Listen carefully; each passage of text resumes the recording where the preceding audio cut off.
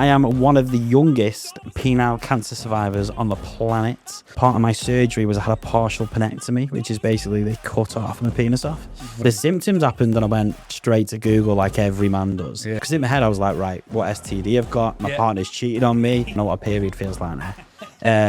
I've had 4 inches removed. Yeah. Bloody hell, how big was you beforehand? I can see the belly button. I can see the gentleman is standing to attention. He's a healthy fella. Yeah. And he looks proud. I'm all about taboo subjects, and I've never talked about measuring penises. So Honestly, this is a first for me. Have you ever measured a penis? Have I ever measured a penis? Have you ever measured your penis? If something is wrong in a private area, if you can reach out, it doesn't have to be emotionally or mentally, but if you can reach out and get help sooner, because the difference between surviving and dying could be a week. Now wake up!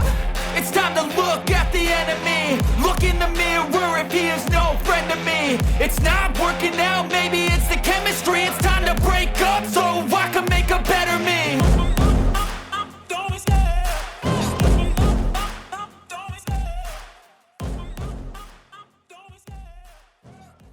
So here we go then, Steve. Thank you very much for joining me. It's all right, mate. It's all right. How are you finding your newfound celebrity status? It's not a celebrity status. It's a bit mad. Yeah. It's a bit mental, innit? Yeah. Yeah. So some of the we'll obviously go into a lot today. Yeah. But yeah, I picked up a phone 35 days ago and was like, do you know what? I'm going to just do a symptoms video, see how it lands. And I went to delete it like the day after, seeing it had like 80,000 views. And I went, Wow. well, I can't take that back, can I? So just touching on it for people, I slid into your DMs yesterday. You did, Because cheeky. I saw your handsome face on Good Morning Britain sharing your story, your This original morning. story. This morning. Have I just made Good Morning Britain up? Yeah, pretty much. It was definitely this morning. So this morning with Kat Deely, who we'll Was talk with about. Kat Deely, yeah. Yeah, Kat 'cause Deely, she's a Ben brummie as Shepherd. well. And, She is. It comes out when she gets really into a story as well. Yeah, I'm sure she enjoyed it. But just for my viewers and my listeners, do you just want to share your very unique story? Okay, so yeah, I am one of the youngest penile cancer survivors on the planet. So basically, penile cancer is a thing not many people have heard of. It's cancer in the penis, like not testicles, not prostate, in the actual penis. And a part of my surgery was I had a partial penectomy, which is basically they cut half my penis off. Wow. So yeah, so that is genuinely the uniqueness, and obviously my online is all about how it happened, what symptoms, all the stuff with the doctors fobbing me off because of my age. And yeah, so I went for this at 26. So yeah, and that's generally my story. So there's been kind of like a gap from when you've had the operation to now. Yeah. So I mean, we'll touch on them years, but I mean, yeah, I'll be honest. I've never heard of penile cancer. Obviously, testicular is the one everyone talks about, or the one around the back end, which men are always tested for. Mm-hmm. But I don't think I've ever been tested for that of the old Wilson. So to be fair, you can't get tested. It's all about you self-examining and being aware. But I'll be honest, I didn't know penile cancer was a thing until obviously the symptoms happened and I went straight to Google like every man does. Yeah. Because in my head I was like, right, what STD I've got? My partner's cheated on me. Everything's going to go down. And in reality, to be fair, she was an amazing girl. Yeah. She didn't. Yeah. And then I Googled it and I was like, oh my God, this is a thing. And then not only a thing, I had every single symptom. And I was like, oh, okay, this isn't good now, is it? Because you do, don't you? Your like thought process goes to worst case scenario. Oh, 100%. Yeah. Yeah, it was... so what were the symptoms? What were you suffering from? So I basically woke up one morning, and like every man does, straight to the toilet. That's what we do. But I looked down and my head was 4 times the size of like what it should have been. And then instantly I went, okay, something's not right here. So... However, being a man... So it was an overnight thing? Yeah, I literally woke up one morning. And being a man, it'll go away in a week. I'm just going to let it go. It's got to go away in a week. Because to be fair, I didn't know I had a game. I had a game on Saturday. This was Monday morning. So I didn't know, obviously, you playing football, legs are flying everywhere. I don't know if studs caught it or anything like that. So I didn't actually know what it was. So I was like, right, just let it settle. It didn't settle. Let it settle. Yeah, it didn't settle. How long did you leave it for?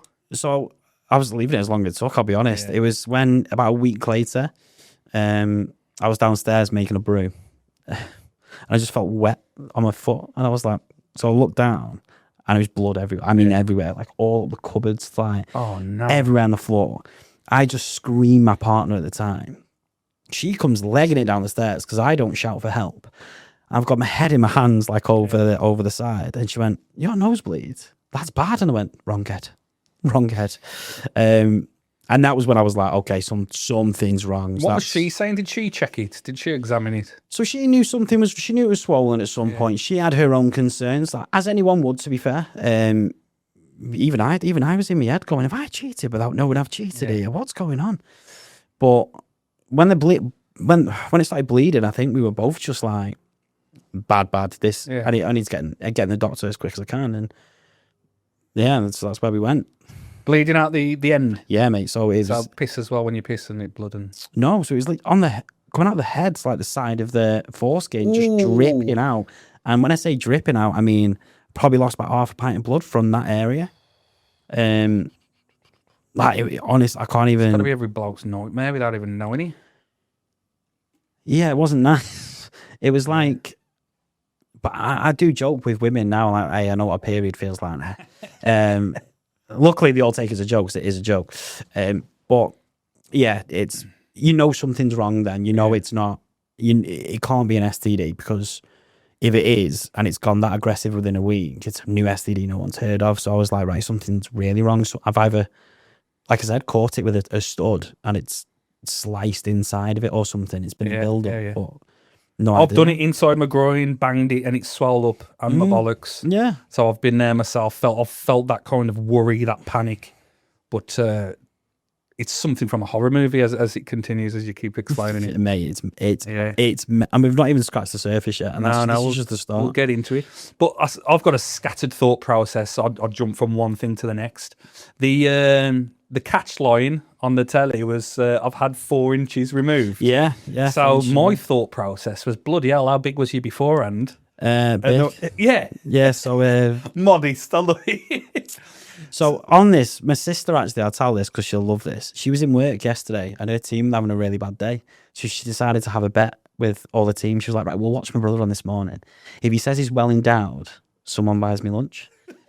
And all the workers went, he's never going to do that on national TV. And hence, obviously, I went, well, I was blessed. So she got free lunch out of it. But she was actually in the room when the doctor told me I was blessed as well. And she went, this is information I don't want to know. Yeah. So I think every guy measures it, right? And I think I was around 8, 9 mark. Floppy or... No, mate. Odd. Whoa, I'm not a monster. I was going to say. So I'm taking measurements because I'm a guy. No guy measures it soft. I don't care. Whoever's watching this, if you measure your penis soft, I don't know what's right with you, because you try and get it as a maximum measurement. Hey, I'm all about taboo subjects, and I've never talked about measuring penises. So honestly, this is the first for me. Have you ever measured a penis? Have I ever measured a penis? Have you ever measured your penis? Yeah, probably. 100%. Everyone does, right? So obviously I measured it before. I was around 8, 9 inches mark, and then obviously measured it after. And now I'm around 4.5. Okay. So still plenty to work with. However, the top comment in every video is the guy's lying. Must be lying. Yeah. Penises don't grow that big. Yeah. And I'm like, nah, it is. So my next question is, I was trying to think, okay, he had 4 inches removed. Did he have the top half removed, the lower half removed? Did he have the middle and then stitched? Do you want to see it? What, on podcast? No. I'm not getting it on camera. But it's good for me, because I've got a before and after photo. I show all my mates. So all my mates have seen this, because obviously I'm trying to raise awareness. I'll happily do it. What I won't do is post it online, because as soon as it goes online, it's crazy. And it is a bit mental. But I've got a before and after. I'll happily show you, and you can see your reaction. Let's do it. I think it's raising awareness. Let's do it. We won't show the camera. And you can tell everyone I'm not lying. See my reaction. And I'm not lying. That's the big thing, isn't it? Go on then, get it out. Let's see it. This is new for me. Keep it away from the cameras. I know, this is going to be the hard part, I'll be honest. I'll face the machine and send it this way. So this is what, before? This is before.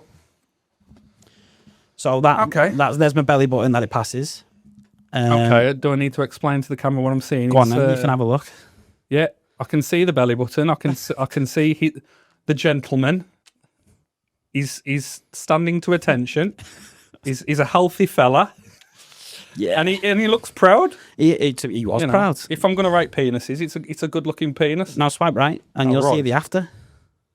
Okay, interesting. Still impressive.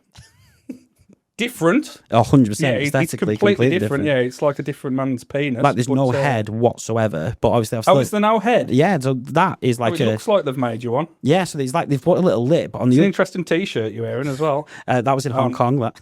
Oh, look on holiday. But on the other side, it's like a slant, so it's like just cut, like angled, like a tree trunk, yeah. Just a massive Thanks for sharing. There you go. You've just actually seen another man's penis. That's the first for me, that is. However, do you know how many of my followers now are going to be absolutely gutted and want to be you right now? Or actually think it's worth seeing. Before and after, it's very impressive. It's even from I don't want to say an artistic standpoint, but to see what it was and where you are now. The surgeons, what they did, they worked magic. Yeah. And I think, so obviously you now know why I chose not to reconstruct, because obviously I had an opportunity of losing sensation. I was like, man, I've got more than enough to wear with there. Let's just crack on with the new me, right? I'm still unsure where they've chopped off and what they've cut off and what they've stitched together. They've just... Go on. Yeah. So think of a penis. Think of a sausage, right? Sausage. You've got the chippy. You've got well, in my case, jumbo sausage. Yeah, battered sausage, right. Everyone's just got to be like, this guy's just come on and bragging about his size here. Basically, just bite it half down. There you go. Yeah. Or cut it in half. Yeah. And that's what you've got. So you've no longer got the belfry. Yeah, it's all gone. Do you still climax? Yeah. Yeah. Got a baby now, so I've got a 4-year-old. Amazing. Amazing. And that was done naturally. Yeah. Life's so beautiful, isn't it? It's stunning. Because I'm sure that's your first panic, your first worry. It was theirs as well. So yeah. They actually, this is mental. They made me go and deposit sperm to freeze it 2 weeks after they amputated my penis. After? Yeah. Not before? No, not before, after. So I had to, with stitches still on my penis, had to go to this sperm bank clinic. Oh, wow. And I had a 65-year-old nurse right next to me, watching me. Oh. And every time it bled, she would wipe it with a baby wipe to make sure it was all okay. Nice. The one time in my life I wanted an audience, that is not the one. Yeah. But do you remember that Blink 182 video with that nurse? Have you saw that before? Yeah. I'm envisioning it's like her, but it's not her. No, it's like American Pie. Do you know the American Pie scene? It's like Have Some Hell. Yeah. And everyone's like, oh, that's lucky. I'm like, no, it was the opposite.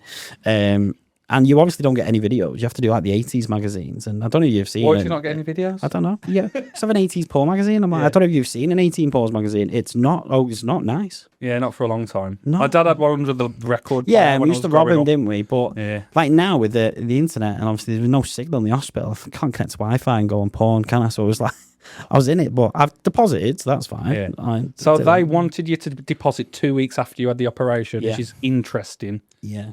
Not before. Did you not want to do it before? Or? Well, I couldn't do it before because of how bad it was. Really? At that point. Well, yeah. So so basically we skip a little bit and just like the doctors pied me off for ages and just told me it was like a bacterial infection. Yeah. So I was putting steroid cream on cancer for 3 weeks. Yeah. And then I was just in the house and the pain started. And the only way I can describe the pain really is if you get, let's say, a needle and just jab yourself in the head of your penis every second, like there's no respite. The only time I got a break is when my body, when your body just crashes and just goes, I'm done. That is the only break I got. So I was dealing with all that and thinking this steroid cream was going to help. It didn't. But then I had my big hemorrhage in my brother's car where I really bad, rushed into A&E. Like it was awful.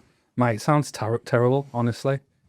I think I made a joke about, did you get to keep your penis in a jar? Oh, no, but that would have been hilarious, wouldn't it? Because a lot of people in the comments have asked if I can lend them a few inches. So. Well, I had Bart Body Ink on the other week, and he was into body modification, so he's had his nipples removed, and he kept them in his freezer. Oh. Bit different, he's a bit creative, ears cut. And it like raises questions, and like, obviously, that shocks people and concerns people. But then when women get boob jobs, and they get artificial stuff shoved under the skin, I think we're on like the precipice of something coming which is going to blow all our minds with AI and robotic technology. So when you lose limbs, You know, you've got the Elon Musk chip in the head as well. where Yeah. Potentially blind people can see again. If you're deaf, you can hear. It's amazing what's coming, isn't it? So there is actually a bionic thing they can offer, like an implanted bionic thing. So can I swear on this? Yeah. Yeah. So I did get offered that. That was one of the offers. They could basically just create the rest of it. Sounds like a game show. I did. It was like he's just lined up these offers, but and I was just Choose like, your penis. yeah. I just didn't want fancy being called Robocock for the rest of my life. So I was like, do you know what? Give that a miss. Yeah. But some of the things they can do is incredible. But the only thing they can't guarantee is feeling and sensation. And I was like, because after this point, I've already used it, and honestly, I was a virgin again. Like it was like. Do you know when you lose your virginity? Yeah. I felt sorry on my partner at the time because it wasn't a good experience for her. Oh, so it's the same kind of person then? Well, not kind of person. I don't It know was why I the said same kind of person at the It was time, same yeah. person. Yeah. That's interesting then, isn't it? Oh, yeah. It was well weird. Did she have any reservations? Yeah. So she was just looking at me going, you okay? You okay? Yeah. You okay? Every 2 minutes. And obviously with me being a different size, it's me coming to learn my body a bit differently. But when I finally got my rhythm, 20 seconds max, I was done. And it was the best feeling Really? I've ever had. It was That sounds class. incredible. Like I literally felt like you thought it was. Oh, I can't even explain the feeling. So people think this is mad because the sensation's actually better now Yeah. than it was previously. I don't know if it's because there's been nerve damage and the other like nerves are kicking in, and because they've not been used before or something. Well, you don't know how many years you were suffering with it for, I suppose, do you? Yeah, Or how many it was growing for. Yeah, no idea. So it's probably affecting your nerves all the way through. Yeah, pretty much. And I think that's the big one because I only noticed it obviously when the swelling happened. We've got no idea how much it was growing beforehand. Yeah, so it's one of them where you look back on and you're like, could you do anything differently? And I don't, apart from going to the doctors immediately. Yeah. But I know I'm stereotypical here, but I'm a man. Like, I'll always try and see it out first before I make that call, especially somewhere so sensitive, because I know I'm an advocate for it now, saying talk about it, but back then I didn't want to talk about it. Yeah. That's mine. I suppose it's easier when you had a piece, you had you had a lethal weapon, and now you've still got a weapon. I suppose that helps, doesn't it? I've got a license to kill with this. If you ended up with a micro penis, it might have been a different case, wouldn't it? Yeah, maybe. I think I'm very lucky. Like, as much as I had the worst symptoms you can have, and that's what my surgeon said on ITV. I've come out of it quite okay. So like, I can still use it. Obviously, going through that experience though was a bit mad. Obviously, going through all that pain and flashbacks. And Strange, ain't it? Because like manlyhood and testosterone and all that, and yeah. you know, men can't talk about subjects and stuff. So it's amazing, honestly, that you're able to talk about it. You want to talk about it. You do it with humor and personality and charm. I think it's a valid conversation to have. Honestly, I'm trying to just be me. I think that's what I'm trying to be. So as much as I'm raising awareness and telling people my story, I'm leaving my personality in there. So with the jokes, and by the way, all the jokes are true, and I highlight them because I find them hilarious. But people are like, your mates are horrible. I'm like, no, they're not. They're class. It's completely different. And that's what I'm trying to break. I'm trying to the best medicine, isn't it? Oh, if you can look back on the dark times and you can find a joke or something that's going to make you laugh about it, you've won at life. Yeah. Laughter is it's not, I know they say laughter's the best medicine. Laughter's the best coping mechanism. Because no matter what you've dealt with mentally, it'll always come back. It'll always come back. So if you can find something you can laugh about during that time, so when you have them moments, you've won at life. You've won that game. I think we've got that. I mean, it's a strange topic to have, but it's one to have. Both being in football, being in around football, being in and around other men on couches. I always remember one conversation, again, I'm jumping from pillar to post, and it was about how gents go to the toilet and do a number two. Yeah. And I was like, you know, it's sometimes strange. I hurt my hip and you go from the side or underneath. And one of the lads is pissing himself laughing. I say, why are you laughing? He says, your poo's standing up. What are you on about? And then everybody else started laughing. He says, what? How do you poo? He says, yeah, your poo's standing up and wipe standing up. I said, no, you sit down on the toilet. That's what the toilet seat's for. And he went, no, it's just to protect you. And he was adamant that people pooed standing. He couldn't believe that we was pooing sitting down. And then it was the conversation, did you go through the middle? Because then you wipe from the back to the front. But if you go on the outside, you wipe from the front to the back. And then obviously the woman physio on the couch says she can't wipe you in the middle because she'll be going close to a foo-foo. So she has to go to the outside. But I suppose the topic is, like, with these conversations and them kind of environments, do you reckon that helped you? Because you're still involved in football, you still play, so the banter. 100%, yes. Yeah. A football dressing room is it's a new world, isn't it? So, like, when I was going through it, especially because obviously I couldn't play, but I was still in the group chats, and obviously a lads group chat, don't advise them to anyone who can't handle anything. But I think the ribbons that come and the humour with being around football, you have to have it. You can't not, because then you are the pin of the jokes constantly, aren't you? Okay. And you've got to give it back as much as you've got it. So obviously I've got the perfect comeback of when they tell you about Stumpy, I'm like, yeah, but I'm still bigger than you. Like, and it just shuts everyone up because everyone's like, I'm not actually sure if it's true or not, but I don't want to get it out and measure just in case. But again, football helps, because I know the stigma is football players don't talk. We do. Yeah. Just to each other. We won't come out to, like, because we have that a tough exterior in the sense, we play football, especially when you play in front of fans. You have that presence of being, you've come here, I've got to be that guy. But in the dressing room, I've had some serious talks with some of the football lads, and it gets quite deep, doesn't it, sometimes? So I always think that stigma's incorrect, but then from the outside world, it's definitely correct, because everything in the dressing room stays in there all the time, doesn't it? Nothing leaves. Yeah, you wouldn't typically, like, go and talk about your feelings, I guess, like, but whether you're having a beer or you're on the couch or you're in the dressing room and you're just, like, shoulder to shoulder, you can talk on a level. Yeah. And no bloke really judges another bloke, I don't think. Not at all. There's the keyboard warriors online, or the footy fans which get drunk and go to, like, vent. But, I mean, they must have a dead-end job, hate it, and just want to go and scream. But, yeah, in most cases, it's a good environment. I think we're never going to be in the place where women are. And by the way, I'm so jealous of the place women are. Women they get together and they talk about the feelings and they get it out of their system. And that's incredible. And to have that as a man, that's great. But then it's just never going to be like that. And I know people say, let's be like women. And it's just, we're never going to get to that point. But if I don't know. I think we are. I think a lot of men are changing into women, and I'm halfway there now, to be fair, aren't I? So, it's probably what it was, to be fair. He's not halfway there. It's nowhere near there. I went for the sex change, but the car declined.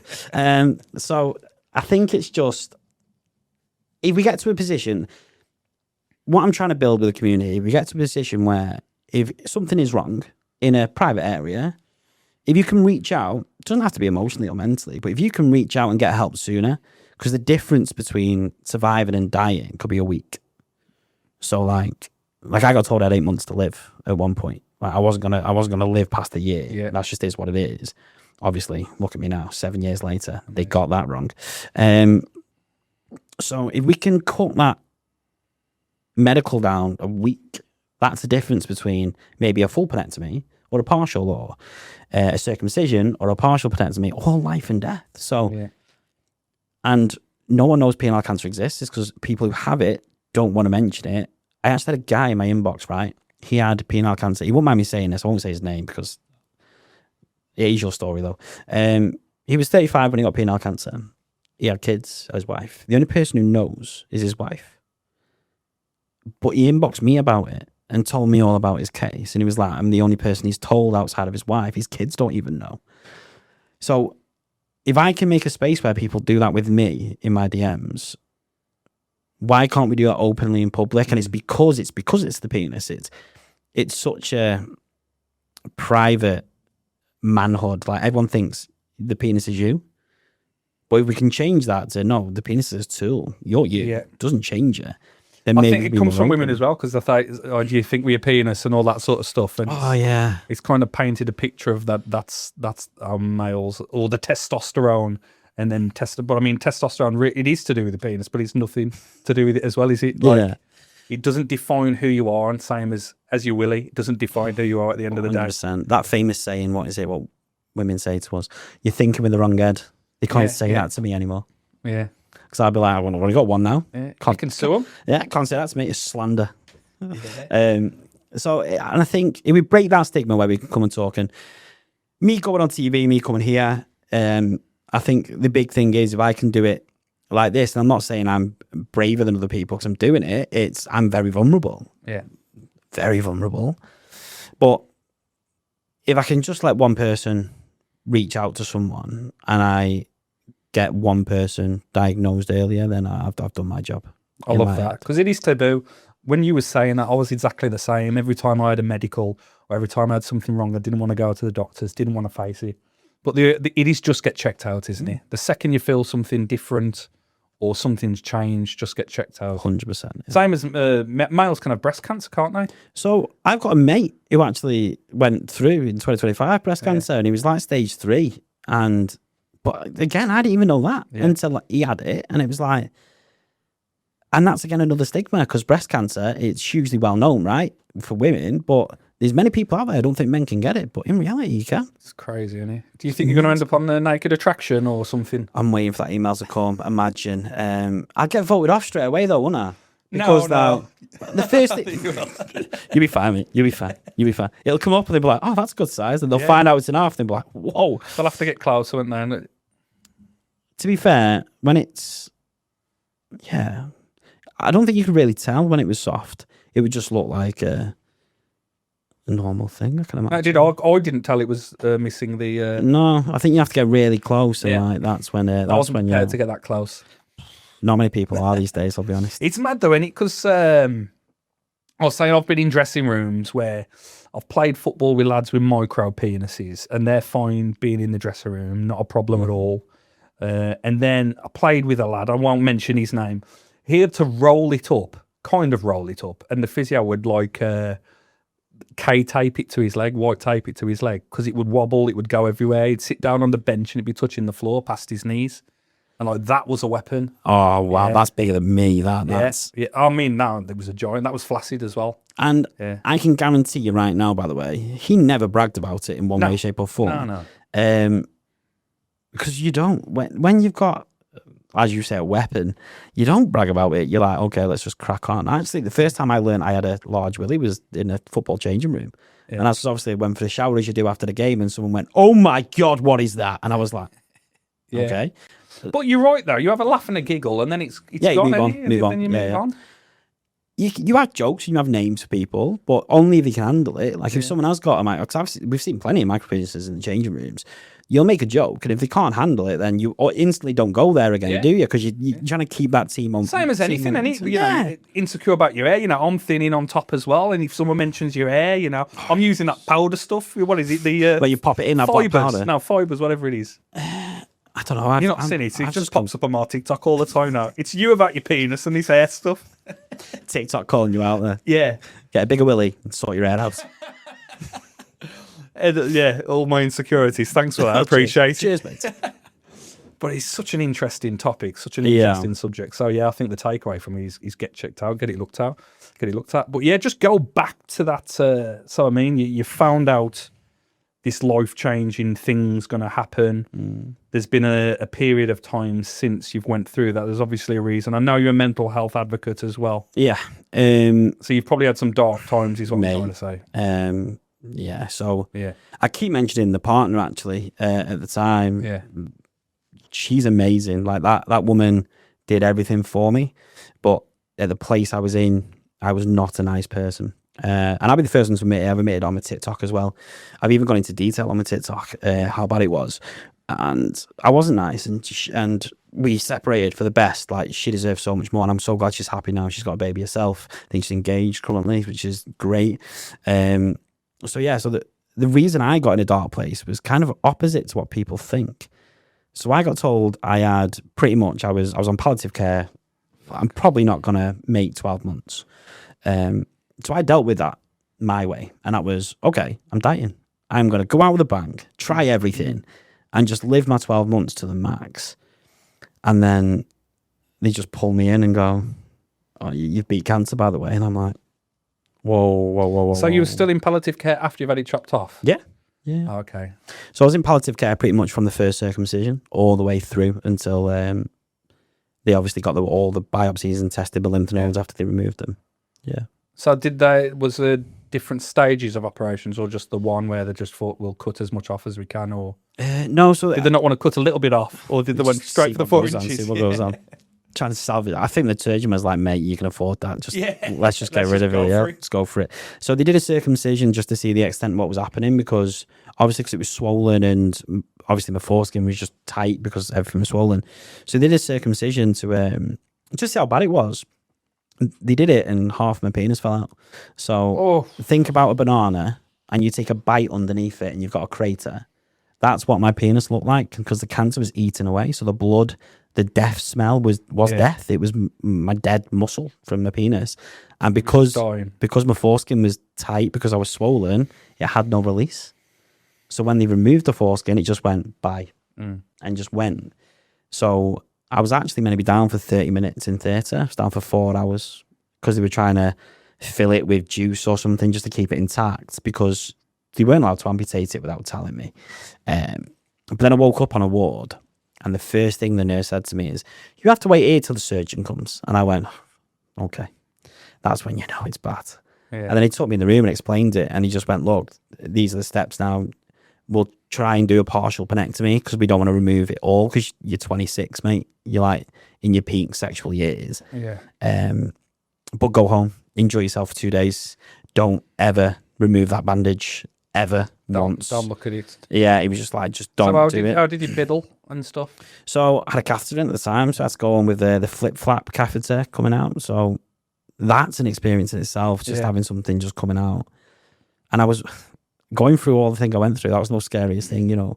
If anyone went anywhere near that catheter, I was like, get away from me. Don't you put your belt or something? It's just here. It's like your mates when he had to get it strapped to his leg. It was just a bit of tape here, and it was just a flip valve. So you go for a wee normally and flip it. And then obviously I went in. I did what everyone does, straight to TGI Fridays, because it was the bomb back in 2019. And that was my 2 days. And then I went in, and obviously we had the partial penectomy. Yeah. So you probably thought the world was ending then if COVID was just happening, and then your penis fell off. So actually, it was the year before COVID. I've not heard of COVID to this point. However, if it was the year after, that would have been brutal. Yeah, going through that by myself. Also, waking up after being put under and thinking, have they took my willy?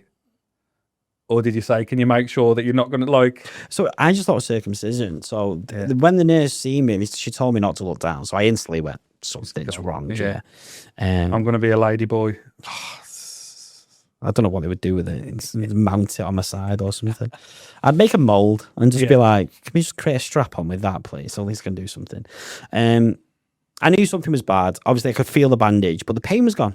So I was like, I don't know if I was high on morphine or the pain was just gone. But actually, because all the dead muscle is now gone, it's been replaced, and just like a scaffolding's been built inside just to keep it together.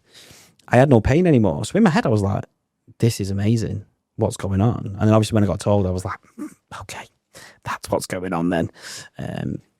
See, I would have asked to see it. You don't. No. When he drew me a picture of it, when you see that picture, it's an artist as well. Honestly, I've done one of my TikTok videos. So if anyone's watching, go over and do my diagram. I am the Van Gogh, but he lost half an ear, I lost half a cock. But it's like he just draws it, and he draws this crate, like the just big hole in it, and I'm just like, that's grim, very grim. But it brings the realizations what was happening and how quick it was. So this was only, the swelling happened. 3 weeks, steroid cream, big hemorrhage, into the hospital, circumcision. So in 6 weeks, this is apparently gone from the small growth to eating halfway through my penis. 6 weeks. So that's why I'm big on the, mate, if something's wrong, get checked. Because if you leave it like... Why do you think it was so aggressive? No idea. Generally, there's different types of penile cancer you can get. Some of them are quite like skin cancers where they're not quite aggressive. Having a circumcision pretty much eradicates it. But then you get the heavy ones, which is obviously the case I had. And not many people get it, to be fair. So I think I got told the stat. 1 in 3.4 million people under the age of 35 get penile cancer. Apparently I'm one of them. Yeah. Generally think there's more chance of me winning the lottery. It's between 400 and 600 people a year, yeah. But then a year. Just a year. But that's everyone, like pensioners, where it just comes as a natural thing, or like, I think there was a guy who was my age who had it a year before me. Unfortunately, he lost his battle, which I researched him a lot. And by the way, I want to thank his family because the story still went out and that helped me loads. It was on Lab Bible, actually. Yeah. And it helped everything I was going through. So if the family want, thank you very much. So, and then it just got to the point where you get to the why me moments as well. Why me? Like, why me? Why is this happening to me? But then obviously when I got told I was pretty much going to die, it was like, sack it. Doesn't matter why me anymore, does it? It's just happening. Let's just live what I have left. Yeah, so was you like thinking of driving a car off the cliff? What is it, Thelma and Louise? No, I was thinking more the opposite. I was going out like Frank Gallagher. Yeah. I was like, I'm going out partying, like, the pain's now gone, sorted. Get me beer, get me this, get me that, and let's just have a good time. And that was my thought process. And then it caught up with me. As it does, I'm still poorly. So there's only so much of that you can do. So then, so when they told me I was going to be cancer-free, my mind went, everyone was celebrating and I was lost. I was looking out the window like, because you've accepted this moment. Now I've got to deal with living, but not just living again. I've got to deal with living with half a penis now. At this point, I'm practically single because of what I've been doing. I'm going through all this again. So in my head, I'm going through, how do I date again? Like, the NHS don't give you a leaflet how to tell a woman you've got half a penis. Like, it's not, you can't go on YouTube. Are you still single now, or? So I am still single now, yeah. Recently, so I broke up with my last partner end of January. So yeah, recently single. All right, show off. I've been single about 12 years. Oh mate, you've lost your penis, still got birds. Had a baby. Had a couple more girls. One was a physio in a football club, by the way. Yeah, one was a physio in a football club. Never again. Because they go on the Christmas dues. I know what a football changing room is like. So when she was like, it's all right, I'm like, no, it's not. Where you staying? Same Airbnb as everyone else. All right, sound. Right. So yeah, but to be fair, mate, the past couple of relationships I've been in, I much prefer to be single. I won't get into them, but they were just mental. But now I'm single. It's hilarious. Some of the inboxes I'm getting, mate. Oh. Like, I didn't know it was a fetish. Like, I could have my own category on a porn site with some of the inboxes I'm getting. They're unreal. I'll have to set you up with Bart, the body modification guy, because he has these kind of fetish people. Does he? He's got all sorts, He's got a right bunch of folk. Yeah, so it's honestly some crazy. Well, I say crazy. They're amazing people. They just have their thing, I can imagine. Kinks. Yeah. I've never been a kink guy. I'm not a kink guy, really, either. I had some girl once say, oh, you're vanilla, you are. What the fuck are you on about? She opens a drawer, she pulls out all. I'm saying that's not for me. Where's that going? I said that ain't going by me. One of them octopus legs, what they have these days, just flopping. Tentacles and that she come out with. So the world's changed now. Oh, some of the people. Like, to be fair, I was seeing one girl. She went, should we go like to a swinging club? And I went, no. There's one thing I don't do. I don't share. Like, if you're mine, you're mine. End of story. You're selfish. I've already got half a penis. Like, I'm not seeing a full penis come inside you. Not happening. Unless he's smaller than me, then that'll be hilarious. And I was just like, no. And then she called me vanilla because I wouldn't go to a sex party. I was like, why would I want to go and watch my partner sleep with someone else? Like, no. Yeah. In my head, that is just cheating. I don't care if I'm there watching it. It's cheating. I know there's people out there who like it. But... Well, I've got a couple of swingers coming on next week, so don't listen. Oh, yes. From Open House. I'll come and have a chat with them. Yeah. I'll say different strokes for different folks. Yeah. Everyone's different. It's not my thing. I know people do it. I'm not one to judge. Like, if they're in a happy relationship and they get, like, emotional comfort and they fit, like, the physical, to separate that, it is a thing, isn't it? People can separate the physical. Yeah. But I suppose when you're in a relationship and you've got that physical connection, love-making, there's nothing like it. But again, what the fuck do I know? I've been single about... We are two single men right here talking about this, and we're like, I don't judge people because... Honestly, everyone has their own thoughts. Even her, she was like, I was just obviously not the right guy for her. Yeah. Because I'm different. And obviously, intimacy is different for me now. So like, it was obviously a lot about ego, as every man is. But now it is a lot more about connection and intimacy. So when I've built that connection with someone... You've gone soft then. You've gone soft. Realistically, yeah. Have you ever had your testosterone checked or anything? No, not really. I don't even know if you can. There must be a way you Yeah, can. because some gym buffs have it topped up, don't they? They have testosterone. I don't know if you can have it checked out. You must be able to, but Yeah. I think it's more about my mental well-being. It's like, Yeah. because the confidence is obviously gone from downstairs. Like, there's been times, people are going to get a shock now, because like I'm first with a woman and I faked finishing because I just can't, and I keep losing it because I'm in my own head. Right, okay. So there's going to be girls now who I've done that with, because just say, you were so, I just came early. When that's my excuse, because everyone loves it. You mean since, because you're overthinking it? Yeah. So like, okay, there's going to be, if people watch this and I've told them I came a bit early, they're now going to know what actually really happened. But you just didn't want to be doing it. No, it's in my head. So I'm always thinking with a new part. It's always the first time. After the first time, I'm fine. But I always I'm in my own head saying, how they're going to look? How's it going to look? Is it going to feel different for them? It's all a bit weird. In reality, it's absolutely fine. Yeah. But in my own head, and when you're in that moment, as soon as you're in your own head, that moment's gone, isn't it? So, yeah. Well, it's interesting though, because you've been through some shit. I've got mates who suffer, and they're fine. Do you know what I mean? Yeah. So it's just a natural thing for a bloke to do.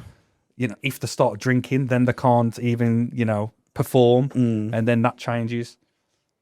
I've never struggled in that department, touch wood, I don't know why. But then again, I'm a bit of a recluse, and most of the time I just keep myself to myself. So yeah, I'm shit at dating. That's what I'm shit at. I think everyone is, though. Do you reckon? No one's good at dating. You can't be good at dating. I think women are good at dating. Yeah, I'm just sick of asking what's your favourite colour, mate. Like, I've deleted all dating apps now. So I was, obviously, when I was newly single, I went, you know what, I'll give it a go. I was only for an hour. Which one? I was on Bumble, I think it was, for an hour. Yeah. And I just went, do you know what? Nah, I wasn't fully over, obviously, my ex at the time. I was like, I'm not having it. But yeah, who needs Tinder? Make a TikTok. Yeah. If you see the DMs I've got, just make it, honestly, wow. We'll talk about it. Yeah. But I'm on the dating apps. Obviously, the Hinge is better, Tinder, Bumble, all that sort of stuff. But because I've been single so long, I'll call it swiping and wiping. If I'm on the toilet, I'll go on and I'll have a little swipe.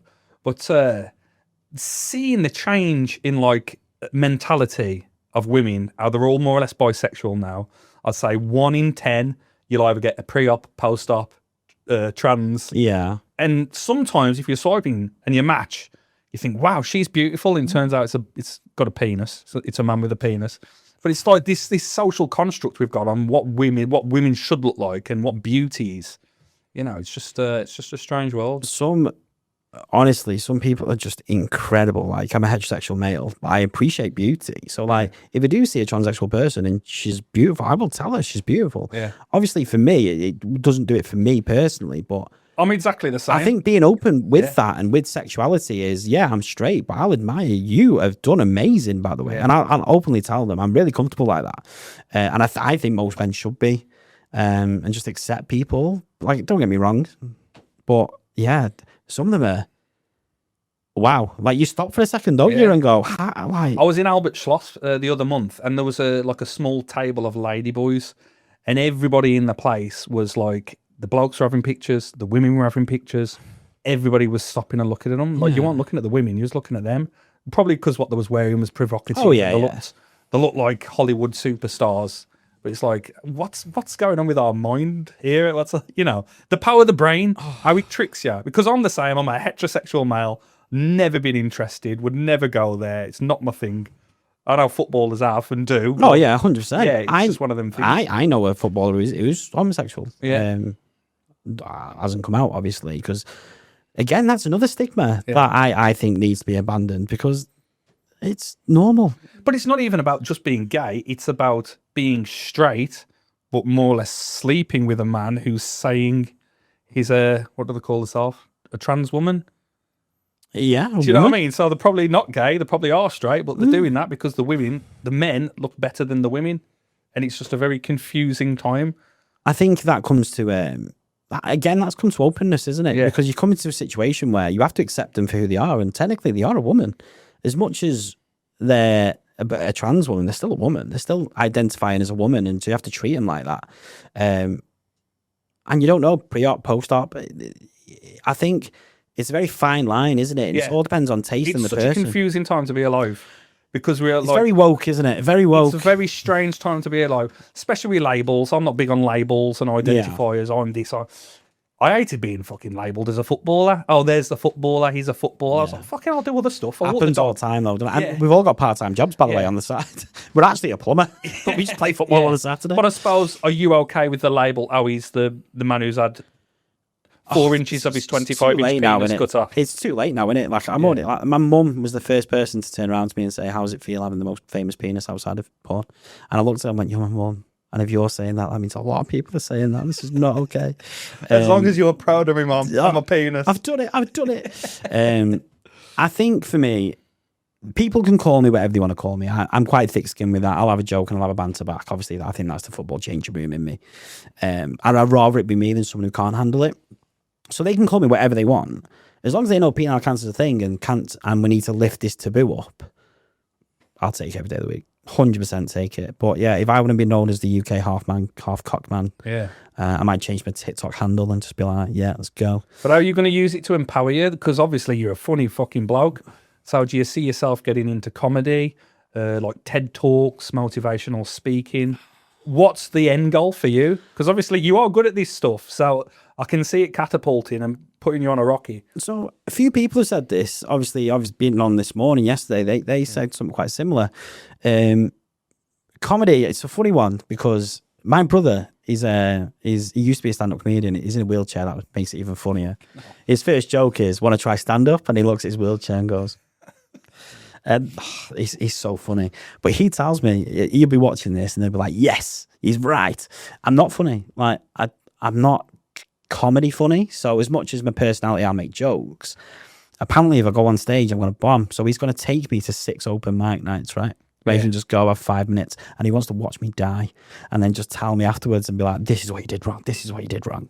So I'm going to try that. And it's not. Oh, you are? Yeah, it's not to be. Fuck it, I'm good at I'm good at my job because I knew this. Yes. But it's not to be a comedian. It's more to do this and just be comfortable in but me. The most funny comedians aren't the ones who just come up with the jokes. It's not a joke, is it? No. It's people who can, like, it resonates with them. And then there's like a punchline or you know. If you can laugh at yourself, others will be like, oh, 100%. And everyone's struggling with something. So everyone in that crowd, in that audience, they all relate it to their own situation, don't they? One niche subject, though, isn't it? Walk on stage, first line, hey, here's an hour of my penis. But it's things like that where I don't know what avenue there is. Like, look, I'm still in full-time employment now. I love my job, by the way. I get to be around food. It's great. Hence the chippy tits I've got now. But would I want to do this full time? And when it comes to TED Talks and being an advocate or just being someone who will publicly speak about this, because no one has, or if they have, there has been people who have and they're in their 60s, stuff like that. And their stories are incredible, by the way. I just think for an audience, mine could be a bit more scaremongering because of my age. Suddenly it's not an old person's cancer anymore. This guy at 26. Not only that, this guy was absolutely fine and normal health-wise, and one day woke up and his life completely changed. And I don't want to be that guy. I want to be the personality guy, someone who opens up and talks about what I've been through, but also can bring it into everyday life, everyday conversations, because that's what I want to do. I want to show people it's not normal, obviously, but it's okay to talk about weird things that have happened to you. And if I can do that for a full-time job, I think I've made it. Yeah. I'll take minimum wage to do that, I'm not going to lie. No, and I agree. And it's not even the thing. The thing is, the penis and what's happened. It's how you come across and how you speak, which I think people connect with and resonate with, motivational speaking. That's what it is. To use your, the chink in the arm or whatever, the Achilles heel, whatever happened to any individual and then come out the other side. That's what you champion, I think. I think that your story is just amazing. Do you know what I mean? Thank you. Because I just see it as every day. Like, this has just happened to me. It's another one of the 10 things that has happened where I'm just like, accept it, move on. And I'm a strong believer. This is deep, getting deep now. Do it. I have one saying in my life, and this is why I handle breakups, this is why I handle most things, is you can't move forward if you're looking back. So even if it's a little glance or a little thought or a little memory of how you used to be, or in relationships, if 75% of it's bad, but in the back of your head, you think about the 25% because that's when it's good, you can never move forward. You need to accept something. And I'm that I live life by that. So like, even in my cancer journey, if I kept dwelling on what it used to be and how life used to be, I would never be able to move forward. And it took me years. Like, we're talking, we're nearly 7 years in now of me being cancer free. And I picked up my phone and made a video 35 days ago. I've had people reaching out to me for 6 years saying, come and speak out, come and do this. And I've said no every time because I just wasn't ready. And then, something clicked and I was like, hold on, What do you think clicked? What do you think made you ready now? I was putting a lot of other people first before me. Okay. Especially in relationships. And so would you say brave face in it? Yeah, because I think this is getting deep again. This is actually something I've never told anyone. You're getting lucky here. So I come in a situation where I did think I was a less of a man. I couldn't offer what other people could offer in the sense of normality, health, full penises. Even though you've seen it, I'm okay size and it's fine. It's a good willy. Take it. That's the one compliment I never thought I'd have on a podcast with a man. But so I'd always go the extra mile and try and make other people happy. And if it made them happy, I'll be happy. And I always put them first. And I think recently it come to end of Feb, March, I just realised what I was doing. And I was like, hold on, my happiness is me and my son. That's my happiness. Yeah. And the only way I can do that and accept that is by being who I am. And people have said recently they've seen a complete change in me, like character-wise. And I'm back being more like myself, more funny, more jokey, more putting myself out there in situations. So I think what clicked is I genuinely, for the first time in a while, put me emotionally first instead of me trying to build this happy family. I was always trying to find that perfect woman and have that happy family. Image. Yeah, like the perception of what it should be. Yeah, that's what I needed to be. I need to be a happy family. If I'm married, then she's stuck with me and she can't leave me. Obviously, that's not true, but in my head, that was what I needed to be. And I think for the first time in a long time, I took a step back and went, hold on, if this is just me and my son for the rest of my life, then do you know what? I'm fine with that. And actually, someone needs to choose me for a change. It's not me forcing them to choose me, choosing me. So I'm going to be me. And that's when I thought, and then someone had a chat with me about penile cancer. And they went, I didn't even know it existed. And I went, this is like, so many people have said this to me. And I went, do you know what? I'm going to make a TikTok. And I'm just going to see how it goes. And I picked up my phone and It's interesting. I mean, that's what resonated so much with me. Like, I've always kind of been a black sheep. I've never conformed. And I've always found solitude in just being very authentically, genuinely who I am. And where we connected, I become a single dad. I had my son. And that was my biggest failure in life, was not having the American dream. Do you know what I mean? The stable family. My mom and dad did it. My brother's done it. And then I've come along and, she's left me when she's pregnant. And I've had my son become a dad on my own, moved into my house. Now there's nothing. I mean, I had so many dark nights when that happened. It affected my football career. It affected everything. But I'm so proud and humbled of the boy he is, and my mum getting to see the relationship I had with my son. And it's just coming out the other side, isn't it? I think it's a journey. I always say it's not the destination, it's the journey. Do you know what I mean? And there's a different stage in every part of it. Every destination's different as well, by the way. We do a lot of comparing in life as well. So I would compare with because when obviously we're talking about back in our day, like we're 60. But my mum, she'd laugh about it now. She used to compare me to other people and like, why are you not like them? Why are you not like them? And then it turns out right now I've got a nice full-time job and they're on drugs, and it's like, do you still want me to be like them? No. Everyone's destination is different. Some are slower than the others, and some have twists and turns in dark moments and dark paths. So it's, how do we get to the end goal? That's where we need to be. How we get there is a different story. It doesn't matter how we get there, we got there. And I think that only just clicked with me. Literally, what are we in April? 2 months ago? Amazing. And I'm 33. And I've never had a family. Like, my mum and dad broke up when I was 3, 4. My dad was gallivanting. Bless him, God rest it. He passed away when I was 22. But he taught me single-handedly, right, how to be a dad. He was an amazing dad. How not to be a man. Okay. Day after he passed away, we found out he was having an affair with pretty much my stepmom's best friend for 2.5 years. it was the funniest thing I've ever experienced. Like, because you don't know how to cope with that. Yeah. So you're trying to grieve and you find this out and you're like, so then you have his partner going mad and just going crazy about him, and you're there going, yeah, he's not a very good man, is he? Like, but he's still my dad. And then he lied about his age as well. So we were trying His age? Yes. That's the class one. We were trying to register his death, obviously. So as register, you do date of birth. Yeah. I won't say her name, but she was like, yeah, he's 48. And my sister was like, he's 50. We literally celebrated his 50th. He's 50. And then she went, it's 48. I was like, no, he's 50. So they had to like go through the registry office and find out when he was born. And then that poor woman had to come out and go, he's 50. And then we were all there going, what have you done, Dad? What have you done? But on that, he was an amazing dad. Like, he showed me, I'm the dad I am today because of him. He showed me how to be a dad. And I love him to pieces. He's my father at the end of the day. But, oh my God, what he got up to, like, behind the family's back. Oh, yeah, unreal. So, and that's when people say, like, I'm the man I am, because he showed me how not to be someone and how to be someone in the same aspect. I kind of had the same kind of experience. I lost my mum in 2023. Mum and dad was together most of their lives. Only ever woman my dad's been with. He lost my mum. We all lost her as a family. And then he was like, I want to meet someone else now. And we was like, what? And then he was like, yeah, I've met someone else literally a week after. And I was like, what? And I was trying to come to terms with him, saying he's in love. He's more in love than he's ever been, you know, with how he feels about this woman and stuff.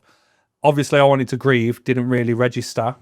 Turns out it was a love bomb scam. It was a woman in Accra in Ghana. She took his pension, his life savings, took everything.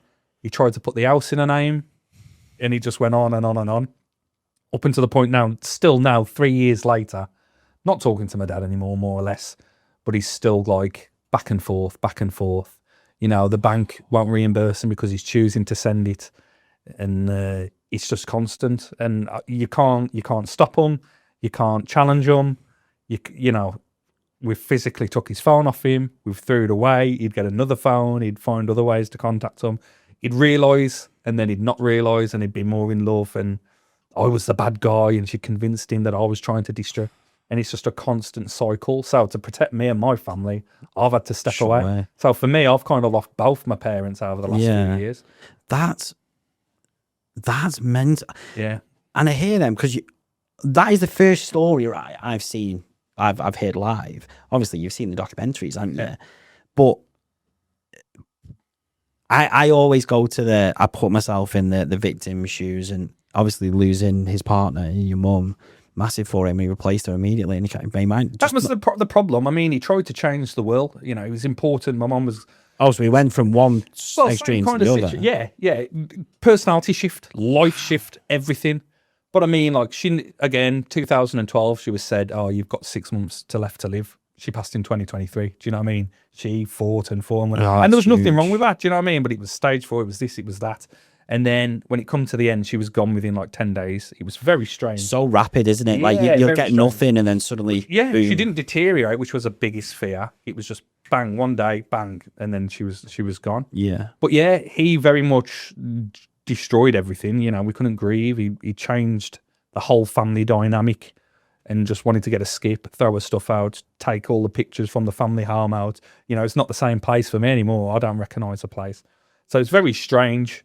Because I was sitting by my mum's bedside for 3 weeks, I lost my job, so I was fighting for a new job as well. So it was all constant. But talking about grief, depression, strange word for me, because I'd say I'm very strong, so I deal with stuff differently. Do you feel like time stopped over the last 5 years? Because you say 5-6 years grieving or depressed or whatever mindset. Do you feel like time stopped? In a way, there's always been something going on. So like, I lost my dad in 2015. I ran away at uni. I went to the furthest uni that would accept me, Sheffield. Ran away. Didn't want to deal with it. Got back. I had to deal with it. But then I got cancer. So I was like, oh, now I'll deal with this instead. And then after cancer, I ran away, went to Hong Kong. I got offered to play football in Hong Kong. Class. So I went, right, I'm going to go play in the AOE League. Never again. The standard was awful. Yeah, so you're decent now. You're decent at footy. I'm back playing now after, because obviously I retired after I got back from Hong Kong. I was just like I'm not playing again, done. But then my mate runs a football team, is obviously just just below where you need to be to officially semi-pro. And he went, just come help us out. I was like, all right. And they finished bottom of the league the year before, and this was last season. I played the last bit.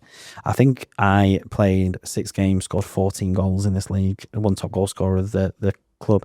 And then I played, and I'll do this season and see where we're at.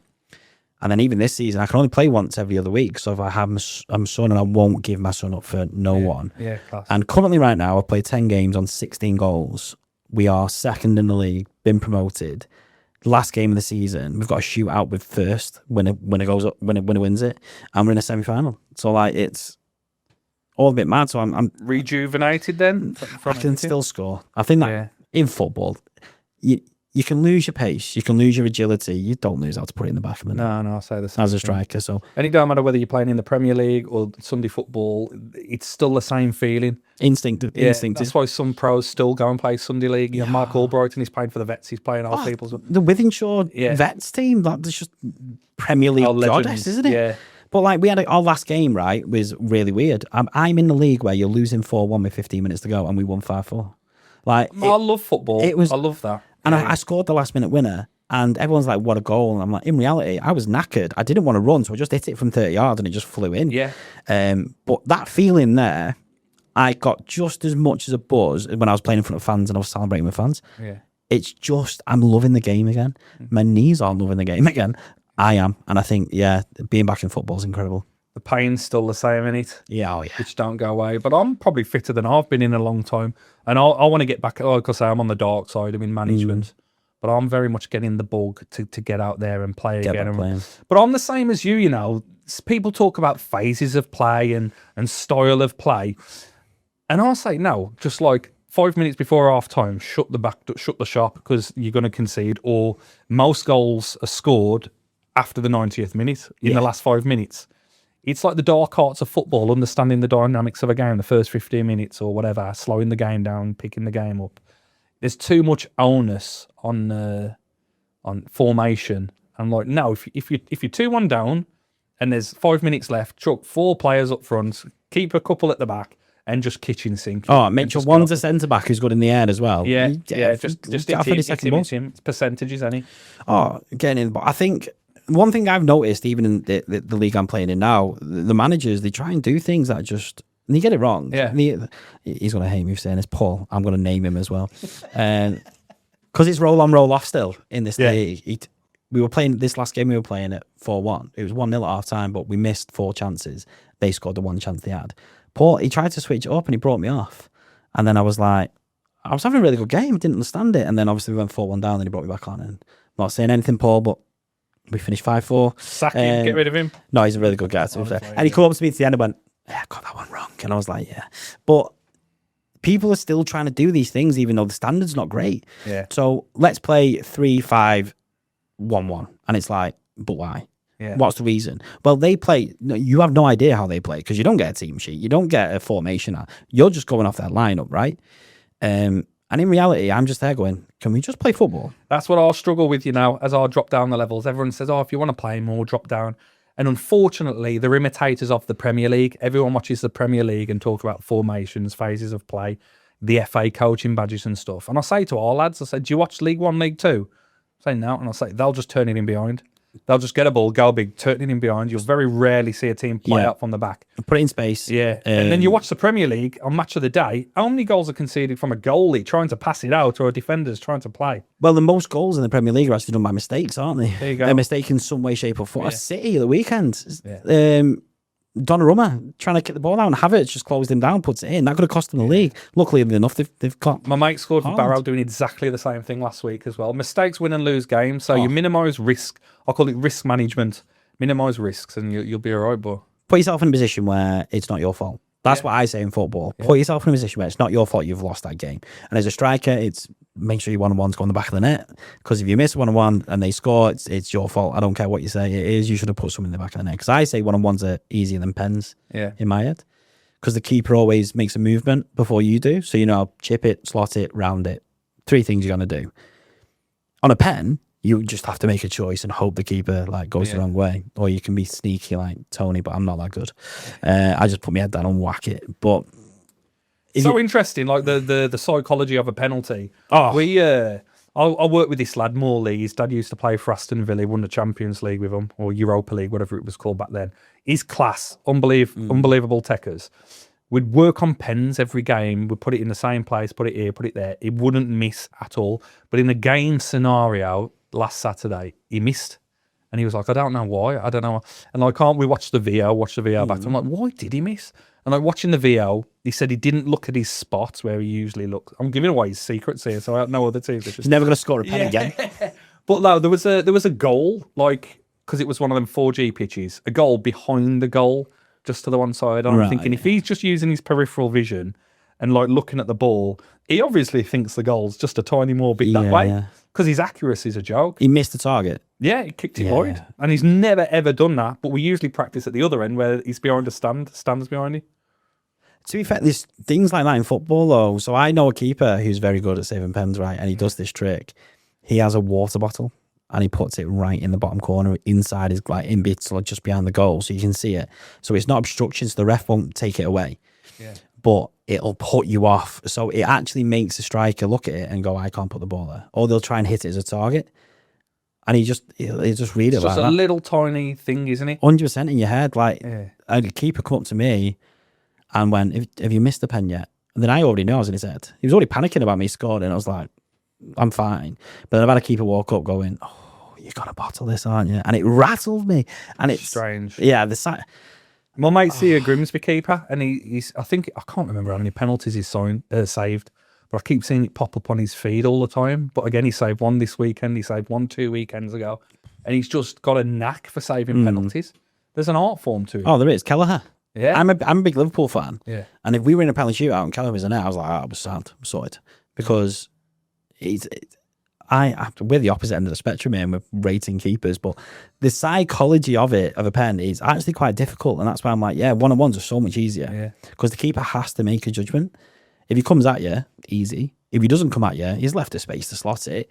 It's just having that composure to wait until that happens and not snap at it. But again, that comes with age, doesn't it? Because I'll be honest, I miss loads because I scored the hard ones, missed the easy ones because I didn't have composure. Yeah. Composure is one of the hardest things to learn as a striker, I think. I think with me, it was I scored a lot of goals in the 6-yard box, with be it headers or being in the right place at the right time, whatever that means. Van Nistelrooy. Yeah, just knew where to stand, knew where to be. But I'd have to send him a goal compilation after this. Have you got one? Yeah. Oh, I've not got one. I got some, yeah. I've got some VAO clips. That's bad. I made it myself in COVID, but... Oh, of course you did. Love it. So you were saying you was kind of running away from your, not insecurities, but you went to uni up here. You went to, was it China? Yeah, Hong Kong, yeah. Hong Kong, yeah. My decision on that is quite stereotypical. I was like, I've just lost half my penis. Let's just go to Asia. And honestly, that's what I thought. And I did. And to be fair, it was such an amazing experience. That country is beautiful. Yeah, I want to go. It's so stunning. You see some horrible things, like culture's a bit different. And I went peak riots as well. Do you know when like China was taken over from the UK? Peak riots. But watching them was amazing because the riots were just like laser pens at the police stations. But they had one where it was a human wall and you did a mile holding hand in hand as like a protest. And the police came out and just threw the tear gas. And I was like, they're not doing anything. They're on the path to... It was mental, but it's an amazing with the food. The food. We're not talking about the rats on the streets, are we? No, yeah, we don't eat that. Yeah. To be fair, the first food stand I've seen, we like the scorpions and spiders on the stick, and I was like, I'm all right, you know. But if you go into like just a normal side piece restaurant, the food's not expensive and it's incredible. The food is absolutely incredible there. The people are amazing. Yeah, absolutely amazing, and I would 100% go back again. And obviously COVID, and I was like, well, this country's gone to shit, and it's out. I always keep saying I want to live in a little cottage in Scotland by a loch or something. Dream, wouldn't it? I wouldn't mind living in one of them cupboards in Hong Kong as well. They are the cages. Some of the cages, like I seen a place when I was in Hong Kong, because you go and experience things, because you do. You go and see what life's like, and there was just this room of 7 cages on top of each other, and there were people were renting them for like £100 a month. Yeah. Because it is one of the most expensive cities on the planet. So like to rent a 1-bedroom flat there, you're talking £1,800 for a month. That's stupidly just too expensive, right? it's actually cheaper to live in a hotel for a month in Hong Kong than it is to rent a flat. So you can get a hotel for a whole month for £1,000 a month, or you can get a flat for 1,800. But in the hotel, yeah, you can't cook or anything like that. But yeah, your room cleaned, everything's cleaned, and you just sign a contract saying I'll stay for long-term vibes. No, I'd love to go out there. So I would recommend it to everyone. I'd say go for it about a week because it's bad jet lag, so it takes you 2 days to get used to it. And don't try and play football. No, the weather. I've been trying for years, mate. No, the weather out there. Try to play football in 40-degree heat. Humidity, is it? Yeah. So when it rained once, you can't breathe. It rained once in a game. I just turned into prime Ronaldo. It's like scored 3 goals and everyone's like, "You all right?" I was like, "Yeah, loving the rain. I'm British, liking it." Breathe. Yeah, and it's little things, but yeah, the humidity there. Everything's a 4G pitch. Everything's a 4G pitch. And the football players, it is step 6. Yeah. UK step 6. And I think we were classed as Hong Kong step 2. Something like that, step 2. They're all small as well, or do they? To be fair, the league I was in, there was quite a lot of expats, like foreigners. And some of them were really good, some of them not so much. But the problem was me, I was chubby at this point, gone through, I had no fitness whatsoever. So I was used like here, there and everywhere. You've gone on a right journey, haven't you, since you were... Again, it's running away, mate. I literally just tried to escape and run and experience life as much as I could and try and learn more about myself. And yeah, so I think as much as people do say, you've been on a journey, you've been everywhere, you've football Hong Kong, football UK, done this. Feel like you've been looking for your penis? Yeah. Oh, that'd be a programme, wouldn't it? Looking for my penis, yeah. Travelling around the world trying to find my The penis. Idiots Abroad. Did you watch that one? Carl Pilkington, I love it. I absolutely love that, man. Warwick Davis was it? Oh, yeah, I absolutely love that, man. He's incredible. If I had a chat with him about this, couldn't they? It'd be incredible. Oh, he'd love it, wouldn't he? I'll watch that. And I still remember that clip where he's eating Monster Munch in China because he can't eat anything else. I'm like, what the Monster Munch? This is a bit of a flip. What about the story about your sister's wedding? Can you share that? Yeah, well, how much do you want to go? So it was actually the first time I actually was going to probably get diagnosed. So it was my brother's car bleed, the big hemorrhage. Yeah. Rushed to A&E. The junior doctor actually seen the growth. Looked at me. He couldn't tell me it was cancer because he's not allowed. And he just went, "Look, I'm admitting you now." This is Tuesday, I think it was. "I'm admitting you now, but no one can see you till Friday. But you can't leave. You have to be in hospital." And I went, "Well, I've got my sister's wedding, mate, so try and stop me." And then we had a back and forth. But it was that bad that they wanted you to stay. Yeah, they were just like, "You're not doing this. Yeah, you're monitoring this." Yeah. So then I obviously they can't keep you in at all anyway. So they just said, "Right, you go enjoy your sister's wedding, and then come back on Friday for the appointment." And I went, "Okay." And then I was speaking to my brother and stuff and how I was going to do it. Because at this point, right, I was smelling of pure death because obviously it was awful. The smell was... Have you been to the Chapel of Rest? That death smell, I smell like that 24/7. It was awful, and the pain was constant. The bleeds were just happening. So I made a decision to wear an adult nappy, an incontinent pad, like a big one, and put it under my suit. And I was just going to self-medicate. Me and Pink Gin were the best of friends that day. And I mean from 10 in the morning. Yeah, Pink Gin's class, by the way. I love Pink Gin. Yeah. Not anymore. That's kind of like, it's kind of giving me trauma now. I was in a bad way. So I was just drunk from 10. I did a speech, right? I can't remember any of it. Apparently it was really good, really emotional, but I can't remember. All I remember is me opening line. This speech is a bit like my sister. Short, sweet, but not very funny. And that's all I can remember. And the rest apparently was dead emotional and dead sweet. But I see pictures. Do you know when you're that drunk and a button comes undone and a tie goes on your head? It was mental. You as that guy. So bad. I had a kid, right, on my shoulders. A picture of me with a kid on my shoulders dancing around. I can't remember that. So what parent let their kid get on my shoulders? That kid's never been seen again. Yeah.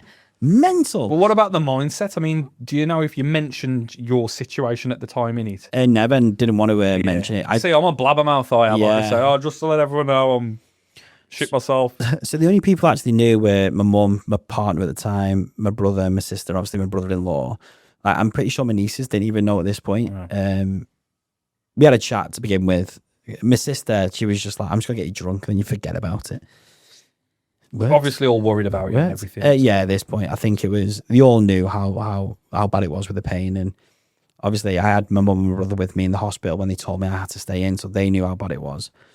But we got through it, but I woke up in the morning, put a hangover, a dry mouth with pain, blood, by the way, everywhere, all over my partner's legs, all over the bed in this really fancy Lake District hotel.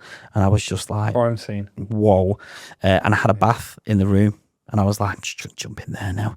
And that day, it was awful. I was driving back. I probably shouldn't have even drove, I'll be honest. Yeah. No way I could have drove. But I did, got back, and then, it took me to the Friday morning appointment, and that's when life changed. So you had a little knees up at least before it. Oh, yeah, great knees. I can't remember it, but it was a great time. Bloody hell, mate. Some serious stuff, ain't it? It's life, isn't it? Yeah, it is. Talk to me about the person you was before, like you're growing up as a kid, and you change your mindset from that situation onwards, if it has changed your mindset. Oh, 100%. Yeah. So I'm very ADHD, my mum likes to say. Put it this way, I'm that ADHD. When I was 13, my mum was in shopping in Morrison's. I was in the car and I wanted to see if I could fit in the boot. So I got in the boot, but you can't really fit in the boot if you've not closed the boot, right? So I've closed the boot, doors wide open, music playing, keys in the ignition, and I'm just stuck in this boot. That's how bad I was as a kid, jumping around everywhere. But my life was just football as a kid. Played football, academy level all the way through. Not great at school, naughty at school. I was going to be a professional football player. Didn't need grades. What are you on about? GCSEs? I don't need them. So I wasn't that good. And then, who did you play for? So I started academy level. I was Everton, Bolton, United crew. All the way through, the trials here, there, and everywhere. My mum was getting sick of the travelling. My mum was fuming with me. Yeah. But my football started when I was like 4. I wasn't even allowed to play anywhere. But the team under 6s, like 2 years older than me, let me join in with them. And I was running rings around them, and I was like 4. I still see the guy. He's called Wayne. He's the coach, and he still reminds me every time of what I was like as a kid. And by the way, this is all natural. Like when people say you worked at it, I was like, not really. As a kid, I didn't. I got really good at finishing because of my brother. He's in a wheelchair. We had a driveway. This is going to sound really mean. He had a driveway, like a box driveway. I used to stick him in the middle. You bastard. And I had to hit top corners to score. He was just as competitive. He would throw himself around to try and save it. 100%. We're very competitive in our family. But I got so good at finishing and picking out top corners because I had it. He would happily do it for me. Yeah, and it was so, I was just, I would say a normal footy lad. Like, I'm on about. I'm just a normal lad's lad. But then I had my other side, which I did performing arts. Obviously, I got into acting, got a performing arts degree. I've done musicals. I've been in an advert. So I'm like kind of like the real life Troy Bolton from High School Musical. What's your favourite musical? Favourite musical, Book of Mormon. Oh, is it? 100%. Or, this is a rogue one, Legally Blonde. Wow. And the reason for that is I like upbeat musicals, and there's not many more upbeat than Legally Blonde, I'll be honest. But Book of Mormon is definitely if I had to see one musical before I died, it would be the Book of Mormon. No way. It's South Park written in it, so it's just incredible. Mine was Little Shop of Horrors growing up. Loved it. Audrey too, the band singing. I could sing every word. So I was the art kid. I loved art. I was just happened to be the side of the brick shit house. My brother loved football. My dad loved football. And it was like, you're coming to the football with us. You're coming. Your brother's playing. You're playing. I don't want to play. And then you start doing well. And the difference between me and my brother, I always have to rip my brother, dig him out every episode. If we were down the park and I shanked a shot and he went right and went wide, I'd run and get the ball, get it, bring it back, go again. If he had a bad shot, he'd go, and he'd walk and get the ball and bring it back. I was just driven. And that's what I've kind of, everything I've done in life, I've been driven. So when people would always tell me I'm shit, I'd never be a footballer, it was never proving them wrong. It was always proving myself right. Yeah. And 20 years passed with kind of that mentality. And players will say to me, how have you lasted so long in the game? And it's just like, I just kept going. And like I say, I could go now if I wanted to push myself, but I don't love it as much as I did But that's what it was, the longevity of it. I said I've been released from every club I've played for, more or less, but I was released non-league, got to the Football League, League One, and, kept getting released. But that's it. It's fortune favours the brave, and it's if you've got enough bollocks and to challenge them and challenge yourself, okay, it doesn't work here, I'm going to go there. Okay, it doesn't work there, I'm going to go there. Football's like that. So I had my first trial at Crewe, right? My mum reminds me of this all the time. Yeah. You have a 13-week trial, don't you? I think I was like 11 at the first one. You have a 13-week trial and then they make a decision. But usually you get cut by week 4, week 5. They don't keep you around if they don't want you. They kept me all the way around to week 13. So I just thought immediately, I'm in. There's no way I'm not in. And they brought my mum into a room without me. And then my mum came out and went, yeah, you're not in. And I went, what happened? And she went, I don't know. I'll tell you another time. And then I fell out of love. Really? With the game. How old was you there? 11. So like 11, 12. So then, but then a year later, my mum told me officially what they said. So they got my mum in a room and went, he's really good, we really want him, but his work rate's not there, he doesn't want to be here. Like, I'm turning up training, I'm a natural talent, I'm just like, oh, it's all right. And academies don't want that, especially at 11 and 12, where the transition's starting to happen now. You're moving into 11 aside, you need to start actually focusing on the offside traps, that kind of thing. My work rate went there, and they told my mum, if his work rate changes, bring him back next year and we'll sign him immediately. And my mum looked me in the eye and was like, you were still thinking you were God's gift. Like, it wasn't happening. Obviously, things happened afterwards and I got back into it. But that's how, and I think that reminds you of how brutal the game can be. It's just one little thing. You might be the best talented people, someone out there. If a team doesn't like a little thing about you, they won't have you. And then being released, you need to get used to that. It happens everywhere. It resonates with me. Like I said, we've had lads with us from Shrewsbury Academy, Birmingham City, Walsall, and we had a disagreement with one lad, and he wasn't getting in the team, and he says, I'm the best player here. And he was bigging himself up so much, like saying, I'm the best player here, no one's as good as me. So he's classing himself either. I said, mate, I need to be honest. You've been shit since you've been here. You can't get in the team. And he said, but I was playing for so-and-so last year, and now I can't get in this team. I said, mate, you've been nowhere near it. I said, I'll give everyone a fair run, everyone a fair chance. You're just not doing it on the football pitch. And then I think he's stopped playing now. But I think people are just, every team's different, right? Yeah. Every team plays in a different way. What worked at so-and-so definitely doesn't work at another one. But because it probably worked there, but there's a reason he doesn't play there anymore, by the way. There's a reason he's been dropped. Yeah. So him saying he's playing amazingly, the first thing you need to do when you get released, in my opinion, is figure out what went wrong. You do only get released if something's gone wrong. It might be you've grew out the team, you've got a bit older now, you've slowed down a little bit, but at a young age, like you said with the young lad, if you've been released, something's not right. Yeah. You always get peaked, don't you? Like, I really think you're going to make it to this level, so you're not our standard, you're gone. Yeah. And if he's just gone, I'm the best player and I've dropped down a level, that's the mentality you can't have as a footballer. You can't have that as a footballer. And again, I've had footballers on here, I'll name drop Sam Clucas. He was always told he'd never make it, he wasn't tall enough. And he ended up in the Glen Oddle Academy. And then he went, I think he turned pro at maybe 22, 23.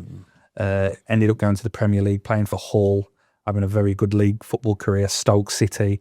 And then he was like, as a kid, they just told me I didn't have the right attributes. It's such a strange concept, isn't it? As a kid, I was at Walsall. My dad was a big Walsall fan. I was there from the age of 9 till 18. It wasn't the best environment for me. I always reckon I probably could have went further in the game if I went elsewhere. And then I don't think it's a surprise that when I left Walsall, went to non-league, suddenly I went up, my career went up. But a strange decision at the time was Man City coming for me when I was 14. And they wanted me to go and live in digs with a manager who turned out to be that kiddie fiddler. And I just thought that would have been an interesting decision, if I went and lived there. And it's unforgivable what's happened to some of the lads are now and the lads who did make that decision. But you just think all these slight little decisions, all these turn roads, if you would have went that way, this would happen. Life's different.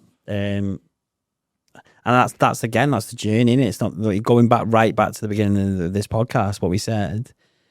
It's not about how you make the journey, it's the destination you end in. And I think no matter what happened in them paths as football or even performing arts, I've got a question for you though. Do you know when, obviously you did art and that kind of thing, did you ever feel like you couldn't tell the lads? Because I really couldn't tell the lads about That's acting. interesting, yeah. So there was 11 players on our scholarship, and you had to do a day at college a week. Right. 9 of them chose to do sports science. Me and another lad did art design, art history, and photography. So there was just 2 of us, and then again, because it's a 3-year scholarship, everybody in the year below all did sports science, and everybody in the year below did sports science. So there was just 2 of us. So what it is, you want to kind of fit in, don't you? But I go back to that being black sheep. I never fit in. I think a turning point, an interesting one at school. I was offered my scholarship at Warsaw, and I got A star in my GCSEs. And my art teacher said, "What university are you thinking of going to study art?" I says, "I'm not. I've been offered a scholarship." And she went, "What? You're not going to do art?" She was like, "Cole, you're so good at being creative and art." And I was like, "Yeah, but I'm told that, only the top 1% turn into a pro footballer and get a scholarship, and I've been offered one, so I kind of have to take my football scholarship." And I was like, do I really want to do it? And I hated my scholarship. It was terrible. I had to fight every day. It was the worst environment I've been in. It is, though. Yeah, it was horrible. It wasn't a good place. It was very toxic. But I always I think I would have prospered in that uni environment, being creative. Yeah. I mean, my end goal is I'd love to be a director. I'd love to shoot a film. I'd love to write a script. I'd love to make a film, Oh, let me start with it, and we've killed the 2 dreams right there. Yeah. Job done. Yeah. But I'm asking you that because I was in the same sort of place where a football changing room, if your star striker who scores all your goals starts singing and dancing, you start looking at him a bit, what's going on here? So then it became my shield. So then it was initiation song. Oh, here he is, Mr. Personality. So, you know what I mean? Then I'm singing. I'll bring your guitar in. Then I'm playing guitar and singing. And then it become, Pez is good in the dressing room. The dressing room's not good. Let's sign Pezza. He's a big character. And then get me in. And then it become kind of like, your thing. Yeah. And then obviously now, transitional into this sort of stuff, being a character. Yeah. So now I just had a personality, just creative, just who I am. But then it was the label thing. You're a footballer. And, at one point I was in a rock band, and then I was doing events and festivals. And then, I was shooting the music videos, creating stories. And then this, it's audio, it's visual, it's graphics. This is incredible, by the way. This little setup here is absolutely insane. It's so good. I'm just hoping your cameras do me better than ITV did yesterday. You look good, honestly. They did me dirty, mate. My face looked oblong and swollen. It looked like I had an abscess at the size of my face. It's the angle and the lighting, It's set to sort out Cat. They look perfect. Yeah. There is a part, though, where Ben's looking at me like every girl should look at me. I've screenshot it and put it on social media. And I've put it on my social media going, I'm not accepting nothing unless you're looking at me like Ben Shepherd looked at me on ITV. We're not going on a date. But going back to the performing bit, I got found out from Initiation Song. Really? Well, on the Initiation Song, you get it randomly, don't you? Randomly spit. And I went, you know what? I'm just going to go for it. I'm just going to give it him. So I did. I sang Come Together by the Beatles.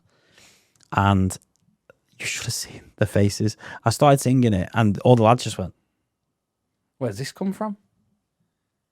And at the end, they went, are you all right? I'm like, yeah, I do performing arts degree. Did you not know? And it was just like, no. I just kept it so hidden away because it was so stigmatized. And I think, actually looking back at it now, maybe why I'm fighting so much against stigma is because all my life I've been through stigma. I've been through, because in football, the biggest stigmas, there's so many stigmas in that changing room in a football environment. And obviously being performing arts, being good at football, it really mad because I was in 2 completely different worlds. Yeah. The funniest world is the college I was in at the time did a football competition, right? And all the sports team entered, and I went, do you know what? I'm going to put a performing arts team in as like a joke. No one knew, obviously, I played because I kept it separately. So I made a team. This is called the Chocolate Cup. The only person who knew I played football was my tutor at the time, and she looked at me and went, you can't. So I put a team of performing arts acting students together. Went and played this Chocolate Cup. We won. And the reason we won is... just stop you there. I'm picturing, have you seen that one on TikTok with the gay people where they're playing football? To be fair, the lads who played, they were just normal guys. They weren't very talented at football, but they could run around and do a bit. But they had one player, right, who inadvertently, one of them who I've hurt my knee, could have made it pro, hurt my knee. Do you know them stigma people? I say stigma, but amount of people I've spoken to is like, oh, I could have made it pro, but I've dislocated my knee when I was 12 and can't do it again.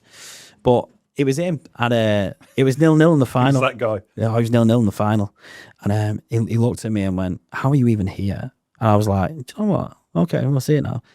And then I just hit one from my own half and it flew in top corner. And then I went to obviously do the kickoff because it's 5-a-side, so the next week I went, that's why I'm here.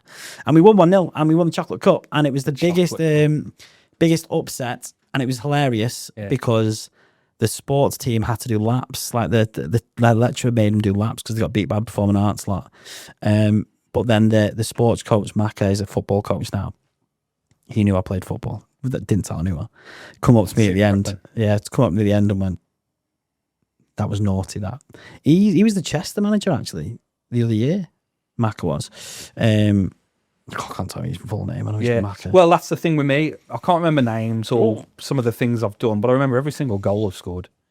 Oh, yeah. Absolutely every single goal. I haven't scored 2, but I scored 300 goals in my career. That's huge. Yeah, I've done well, mate. How many did you get in League One?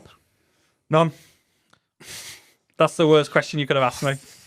I feel they're bad now. Like, is my that's my black swan. Here's one. What is your most... Let's stick on football. What's your most memorable goal you've scored? So I kind of didn't score it. So in the FA Cup run, I was playing for Chasetown. Right. Where we got to round 3 against Cardiff, who went to the final that year, who played Portsmouth. So up until this year, Cardiff versus Chasetown was the biggest jump between two teams. And it's just been beat by Macclesfield and Palace. Yeah. And in that game, old-fashioned centre-forward, the ball's come to the back post, and I'm wrestling the guy, and he's spun round, and he's ended up volleying it into his own net, and we went 1-0 up against him. No other team went up against Cardiff until the final. Aaron Ramsey played in that game, got signed to Arsenal from it. So when Liverpool beat him in the final? I think it was Portsmouth v Cardiff in the final. Oh, that's League Cup. We beat Cardiff in the final. This is FA Cup, sorry. Yeah. So that was when I was at non-league. So I went non-league. I was like Roy the Rovers story, went down to non-league and then got back up into Football League. Regards goal I've scored, I can't tell you one, which has been like, that's the most special goal to me. There's been last-minute winners, which gets you over the line and gets you the points to get promoted. There's just no one goal, to be honest. It's just that sensation of the exhilaration. I'd say sometimes it's better than sex when you... Because you know what it is? It's an energy transfer. When there's a stadium full of fans and it's the last minute and like you've got this anxiety and you're doing everything you can and you're willing the ball to go into the net and it comes to you and you put the ball in the net and then the energy goes from there to there and everyone erupts and the emotion's crazy. It's like it elevates you off the ground. It's exhilarating. You can't explain it. But regards one goal, there's not one I can say. I've scored the 40-yarders, the Tony Yeboahs, the bar and ins, and then some of my best ones have been tap-ins on the line. They're the ones which have won me leagues and stuff. But yeah, there's no one I'd say, oh, that's the one I want to be remembered by. I like asking the question because everyone goes to the Worldies. Mine, actually, I was 9, I think. Yeah. 9. We had a guy. I love that. We had a guy called Aaron. He'll know who he is. He was a year younger than us, but he was massive. Yeah. And he could hit a ball as hard as you can ever imagine. He was our free kick taker, and it was like 30 yards out, and everyone knew he was hitting it, so no one was really looking. He hit this ball as hard as he could. It whacked me in the back of the head.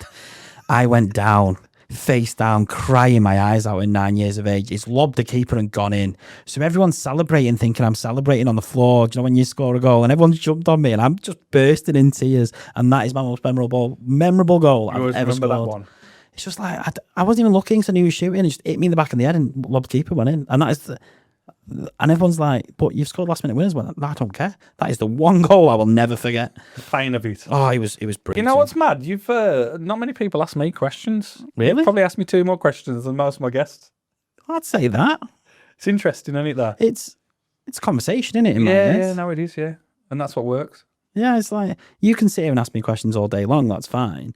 But there's no point in me being here. I'm not going to find out stuff about you. Doing what you're doing because you can see that you care and we'll let them decide that. Eh? They're the ones who decide that. Yeah, whoever they are. Yeah, they can watch it. They can watch it, and then I think it's one of them where I really like this environment where I'm just getting to know new people. Like, honestly, you slid in my DMs yesterday. Like, that's it. And then now I'm here with you doing this. And it's that's what I'm really liking about how fast paced this sort of thing is. Yeah. And the invites, and honestly, thank you for having me, by the way. This is incredible. No, it's class. And like I said, I've got contacts with like celebrity soccer and stuff, if that's what you're interested in going into. I know you've got your own charity events as well. I've got two. So I've got my own. I'm running my own for ITV. Didn't let me say it. Am I allowed to say this about ITV? Probably am. I probably am. So it's a funny story because they laughed at it as well. So I'm definitely allowed. So they asked me actually if they could put my PPE on the screen while I was doing my interview. ITV. Right. As a medical thing, they said it's absolutely fine. We can do it as a medical thing. And they just have to, I was comfortable with it. And I obviously said no. I was like, not happening. But then I wasn't allowed to say who I was raising money for charity.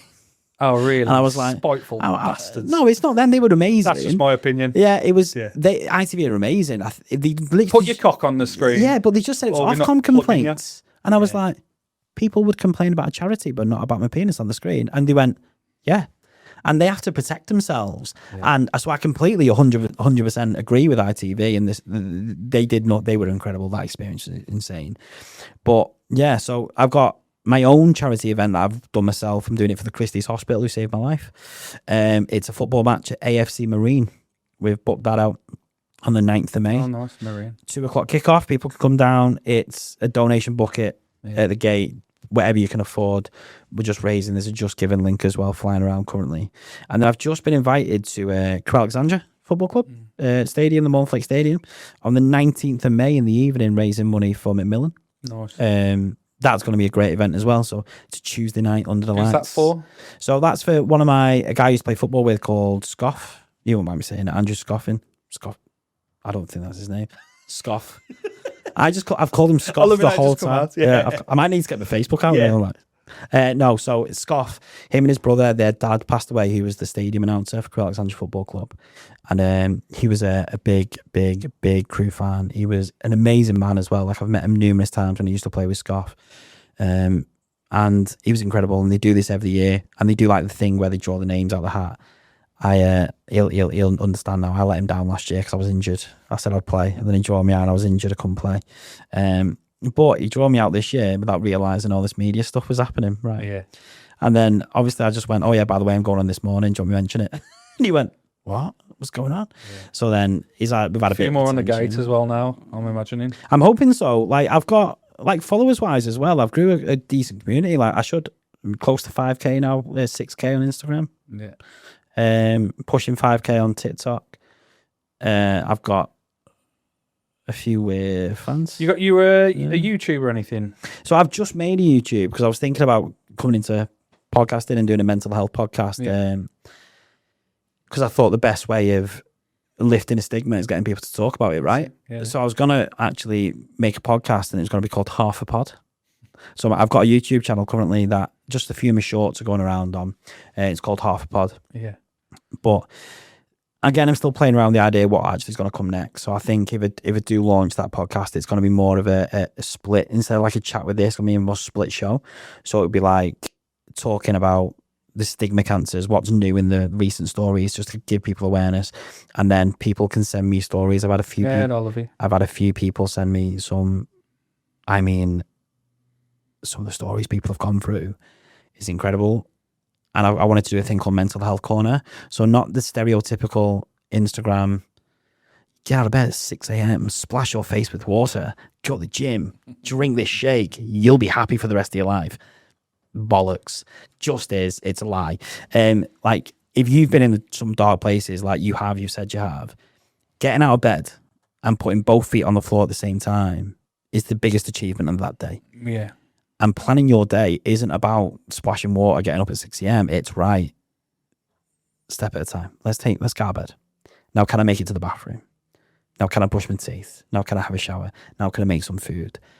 And it's celebrating the little wins. And I really want to highlight that as because I think that's one of the biggest things that if you look at mental health online, it's very limited in the real dark life places. It's more of if you're heartbroken, just be you. And it's like, no, mate, if someone's really heartbroken, they won't get out of bed. Yeah. They won't eat food anymore. It's interesting. And I mean, again, that resonates with me. Celebrating my little wins.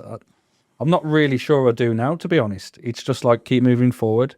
That's maybe it's a survival mechanism or survival instinct. It's just what's next? What's next? What's next? Just keep moving forward. And I mean, that goes back to what you said at the start of the conversation. You can't be looking back. You gotta keep moving forward. But it's not always a good thing, is it? Because it's like, oh, give yourself a pat on the back, you know. Depends how you look at it. So I'm really contradicting myself here, aren't I? No, it's good. It's honest. It depends how you look at it. So I can see it in a different way. If you're constantly looking forward, that tells me as a person, you're not scared to stand still, but you're worried because of the things that have happened. Some things have happened in your life. If you stand still, things might catch up with you again. I did the same thing when I was running away. If I ever stood still when I was running away, my dad's passing the catch up, the cancer had passed up. I couldn't just forget about it anymore. So there is so much into just stepping forward, and you get places because you are determined, because you don't want to touch any them dark places again. You're so determined to stay on that path, and there's such a benefit for that. But then again, if you don't stop and take a minute to pat yourself on the back, you miss them little achievements. And if you do end up in a dark place, because no one knows what's going to happen tomorrow, no one knows. Yeah. And you could end up in a dark place, but without them little achievements or little wins, your goalpost is moved back to square one again. Suddenly it's not that, oh, I did that. That was an achievement. Let's go back to that. It's right, I'm at the bottom of the ladder. How do we get to the top again? Because that's the last thing I remember. I don't think I've been running away from anything. It's just like that's good though. I'm just trying to self-analyze it myself. Therapist session 101. Yeah, it's just like embracing the creativity. So when my missus at the time left me, I was going to become a dad. I started writing a lot of music, and then I wrote an EP, an album, channeled my energy into that. Ended up doing a tour. The tour turned into festivals, and then putting on my own events, shooting music, and then it was just constantly pushing. I'm just constantly, especially with the football thing, when players transition from playing the game to not playing the game. I thought if I because I work in marketing as well, if I slowly start doing marketing whilst playing semi-pro and not really consciously think about it, I'm not having that shit. I've retired. I've stopped playing. Who am I anymore? Which I've saw so many lads, fall down a dark hole from that transition. Football's life, isn't it? Yeah. It just is. Like, look, you've got every kit you've played in, which is incredible. And I don't know how you've got the non-league kits past the kit man, by the way. And if you've played football in any non-league scenario, you know that kit man will... that's got to be passed down to the next... He will borderline stab you if you try and leave a kit. Yeah. Well, that's because I was a big character and I was Pez and Pez can have his... Because it's a DIY kit anyway, and we've had to stitch two together. To get it. Yeah. I snuck one under the top, and then the kit man see me and went, "Where was your number 9?" I didn't get it back, and I'm like, "What'd you do with these?" And he went, "These cost money." And I'm like, "That's right, isn't it?" To be fair, it is. I give a training top away once to a young kid because I thought I was playing Premier League. I wasn't at all. I think it was in but you know what? You try and downplay it. It means so much to them kids, whatever level. But I give it him, and then I turned around and I seen Pete. Pete was the kit man, and he was like. And I felt like he was going to make me go get it back off this kid. And I just went, "Nah, you do that, mate. I'm not going to do that." So, and then I had a fine. I got the fine of, okay, you buy another one. And then so we had to do that. But so that's why I'm looking at the non-leagues and I'm like, how you've got that? I said the size of me, I've been at Colville, I had to wear the pie guy, the fat bastard fan when I signed for them. That was the difficult thing about dropping down and playing for like these little clubs. And especially now with Italian shirts and like everything's a large. They don't buy 2 XXL or triple XL. So that was like, oh, if we get one, it is, isn't it? Nobody else is going to wear that triple XL. Oh, right. And I was signed for teams. I'm like, Pez, you can fit in a large. I'm like, mate, I've never wore out. You're delusional. You'll be fine. And then I can't pull it down over. People make an OnlyFans account wearing that. Yeah, sports bra.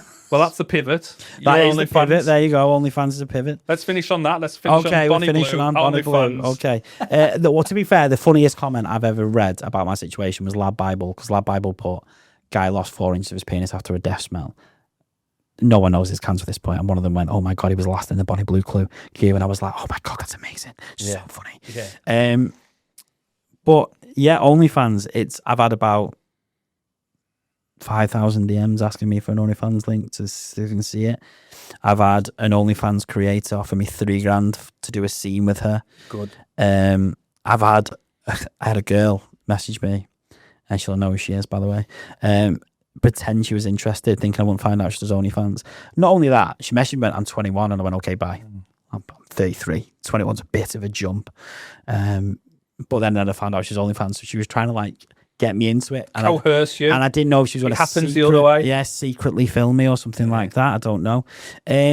But yeah, I didn't know I was a fetish till I started doing this. It's a bit weird. Like I've had really weird DMs. Would you do it to the highest bidder?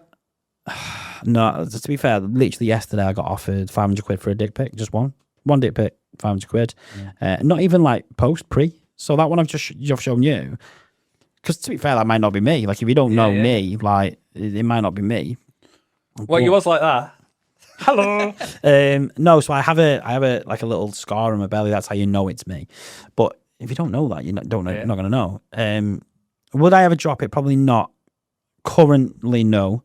The reason for that is I'm trying to build this advocacy brand where I'm talking about mental health. I'm talking about cancer and trying to build stigmas. And I feel like I'll go against that if I do OnlyFans. Would I ever drop a picture online? Maybe. It's not like profit chasing then this whole journey, which is nice too. I've had a few messages going. I don't judge it, by the way. I think each to their own. I've had OnlyFans girls on here. And if I'm going to make a quick look, I know for a fact I could make the easiest 100 grand possible. And that's just because of intrigue. So like even like straight men, I've been like, I want to know what that looks like. Yeah.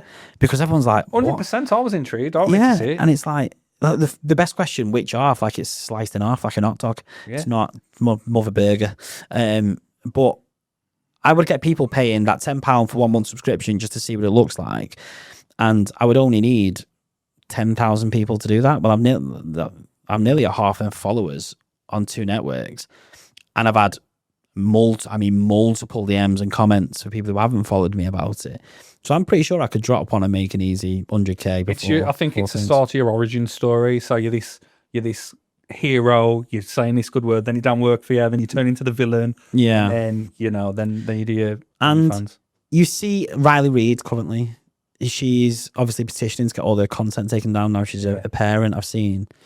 And I feel like if I then just go and switch to being an adult content creator, I'll make money, but it's going completely against who I am. It's an interesting conversation because I think in 10 years, 5 years, no one's going to give a crap what's online. I think the internet's going to look very different with AI and how the world's changing. So take advantage of whatever you can now, I'll say. Money's probably not even going to be relevant. Probably then. I think we're going to be fighting for crops, I think. Yeah, I can make a quick bucks. I can.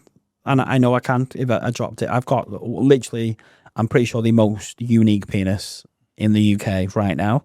And people want to see it. And I get that. And I have to stop you there. Get that one, Bonnie Blue, the most unique penis in the UK. Give him a call. It might have been who called me, you never know. I can't say who actually did call me.